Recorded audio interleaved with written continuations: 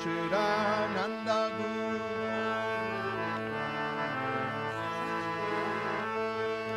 Om Guru, Satchidananda Guru. Satchidananda Guru, Yogananda Sadguru. Satchidananda Guru, Yogananda Sadguru. Om Guru, Satchidananda Guru. Om Guru, Satchidananda Guru. Satchidananda Guru, Yogananda Sadguru.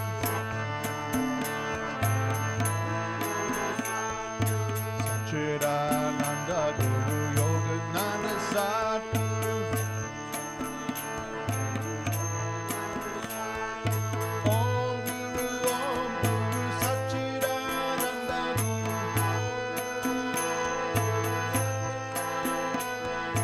Om Guru, Satchidananda Guru. Om Guru, Satchidananda Guru. Om Guru, Satchidananda Guru.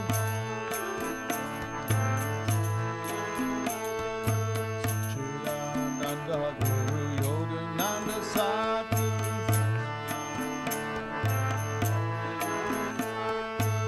Satchidananda Guru, Yogananda Sadguru.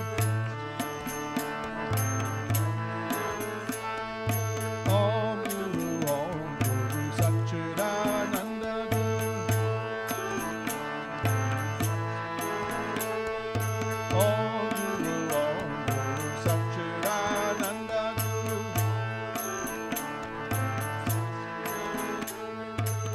Satchidananda Guru, Yogananda Sadguru. Satchidananda Guru, Yogananda Sadguru. Om Guru, Satchidananda Guru. Om Guru, Satchidananda Guru. Om Guru, Satchidananda Guru. Om Guru, Satchidananda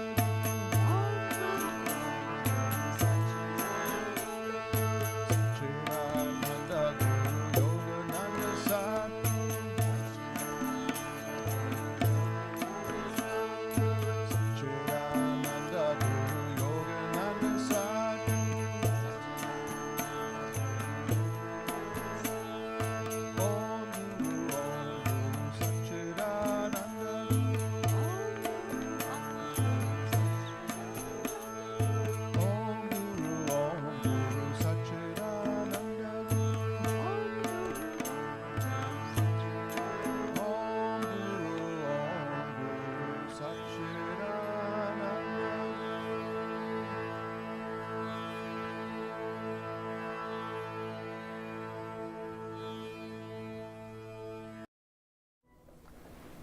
Now let us all prepare ourselves for our morning's devotional meditation by sitting uprightly in our seats, shoulder blades together, spine straight, shoulder blades together, chin level, leaning the body slightly forward for balance. And just for a few moments, just relax just a moment or two, because we are going to practice meditation the way the yogis practice meditation. And for the same reason. You might watch the breath as it enters the nostrils, passing through the air passages into the lungs. And then with the exhale, with the mind, watch the air passing from the lungs through the air passages and out through the nostrils. That is a technique to help you to begin to turn your attention inward. All scriptures aver that we should always seek within for our spiritual realization or enlightenment, or for the realization of God, or for the self-realization, which is the realization of the self. And when we realize what the self is, and then we have realized what the nature of God is like.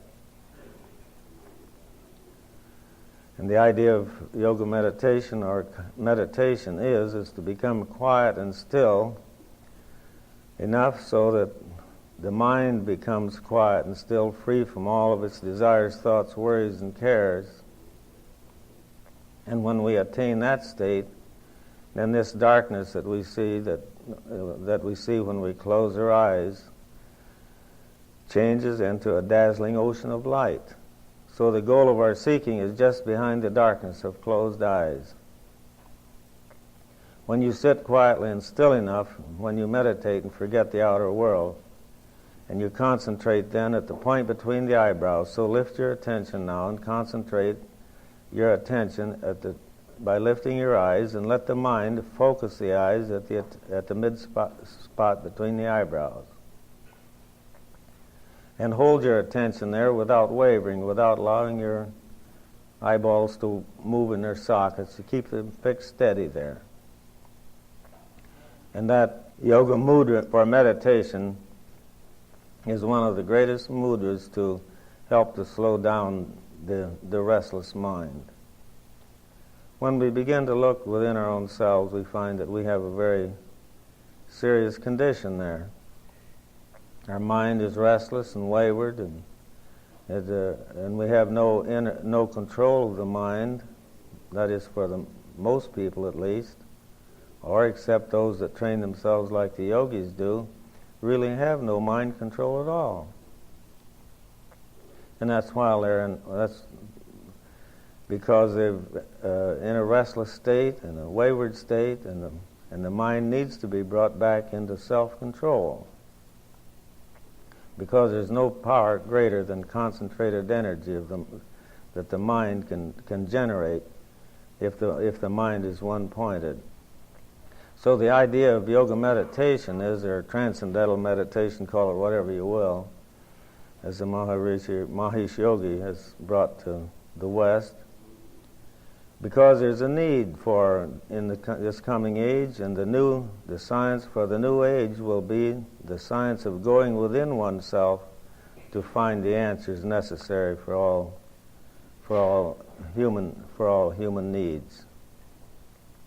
The Bible says, or the great Christian master, or the Christian yogi, as I like to call him, he says, "If thine eye be single, thy whole body shall be filled with light." You can read it yourself. You can read the text yourself in the book of Matthew and the book of Luke. Then it goes on to say, "If the light within you, take heed ye therefore that the light within you be not darkness." So there is really the spiritual genesis of yoga, is to realize what that Christian text means, or that is taught in the New Testament, in which we can read ourselves. So to the yogi, that means that the light is always present within each and every one, because we all live, move, and have our being in that great ocean of light. We have all come out of that light, and back into that light we shall all return. So it's again, the illustration will suffice of the muddy water. If the water is in motion, the mud stays suspended in the water. You can't see through it. You can't see in it. But if the water is set aside and so there's no movement anymore, the mud becomes heavy and it settles to the bottom, and then you see what the true nature of water is like. Luminosity. It's clear. You can see through it. You can see down in it. So it is with our minds. Our minds are muddy by the darkness that we see suspended in the mind. And that darkness is caused by our desires, thoughts, worries, and cares, which keeps the mind in a turbulent condition. So the idea of meditation and yoga meditation, the way the yogis do it, is to discipline oneself, not only with his body to begin with, taking posture and taking time out and setting oneself aside so that he can explore his own mind and see what's going on in there. When we begin to get into the tenuous states of the mind, it's an infinite area of exploration, and very, very few ever realize that the true nature of the mind is light. It's like that. The mind is just like the muddy water, or after the mud is settled to the bottom. So if we learn how to meditate, relax and meditate, and then we begin to see what we have in the nature of our own minds. And then after a while we can begin to control it, redirect it, learn how to discipline it so that it will serve us instead of working against us all the time. Now there is a barrier that in yoga it says the intellect is the helper, but it also is the bar. The reasoning faculties of the mind, the logistic functions of the mind, are just exchanging thoughts and ideas. It's an inner discourse inside oneself, what's right and wrong and all of this and that and the other. But it causes it's an activity of the mind. So the yogis in their meditation, they get behind any activity of the mind. So they really, in a sense, they bypass the intellect and get back into the soul. Get into the intuitional background, that area of consciousness that knows everything. And out of that, when one is quiet and still, he can hear counsel from the inner voice, and the inner sight is open. He sees everywhere, just like a boat. We might go to sleep in dock while it's sitting on a mast. And when the boat moves away from its mooring and out into the ocean, far from land, and the bird wakes up, where does he see? He sees everywhere. And that's what you'll do too when your spiritual eye is open. Everyone has a spiritual eye, but maybe isn't conscious of it, but he has one, but he's lost all ways and means of operating it or getting it into use again. So yoga is a scientific thing. It's not something you have to believe by just blind faith or like that. But all the scriptures of the world aver that the kingdom of heaven is inside of a person, not outside. Jesus says the kingdom of heaven is within. The kingdom of heaven is at hand. And that now is the accepted time.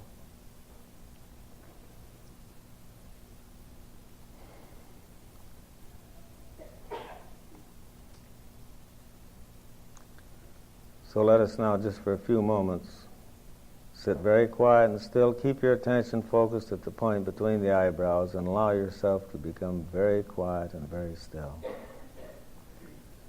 And each and every one in the temple this morning should be quiet, not making any disturbance of any kind, so that each one can really become quiet and still within themselves.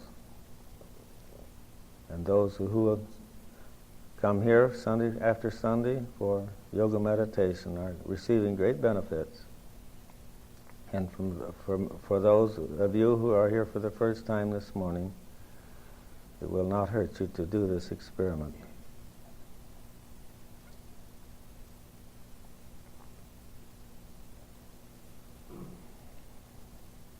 Now again, you might let your mind watch your breath.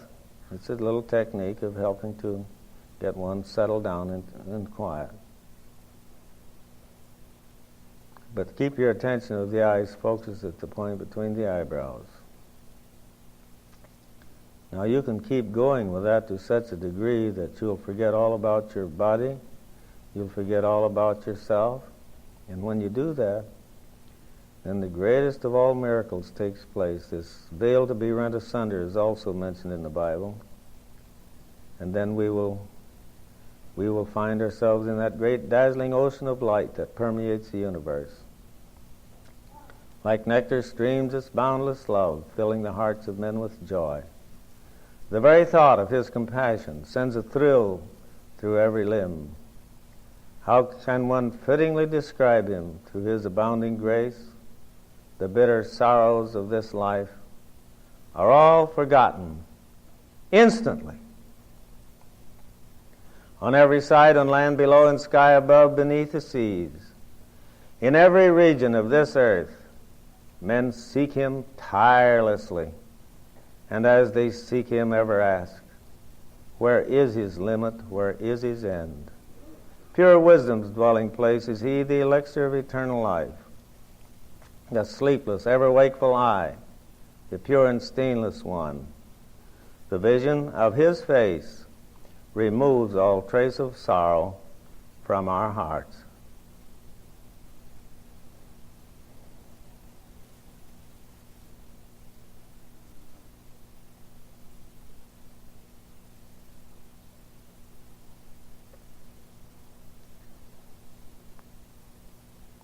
In the Bhagavad Gita, or the Song Celestial, in the 6th chapter, on the book of religion on self-restraint, we read, sequestered should he sit, steadfastly meditating, his thoughts controlled, his passions laid away, quit of belongings. In a fair still spot, not too much raised, nor yet too low, let him abide his goods, a deerskin and the kusa grass. There setting hard his mind upon the one, restraining heart and senses, silent, calm, let him accomplish yoga and achieve pureness of soul, holding immovable his body, neck, and head, his gaze absorbed upon his nose end, tranquil in spirit, free of fear, intent upon his brahmachari vow, musing on me, lost in the thought of me. That yogan so devoted, so controlled, comes to the peace beyond, my peace, the peace of higher nirvana.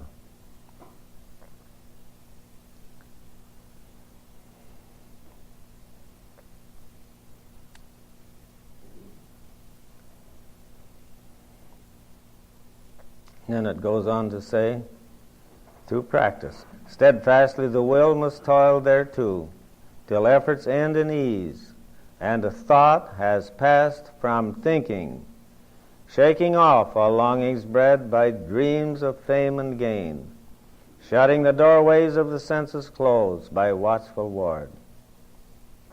So step by step it comes to gift of peace assured and heart assuaged, when the mind dwells self-wrapped and the soul broods cumberless.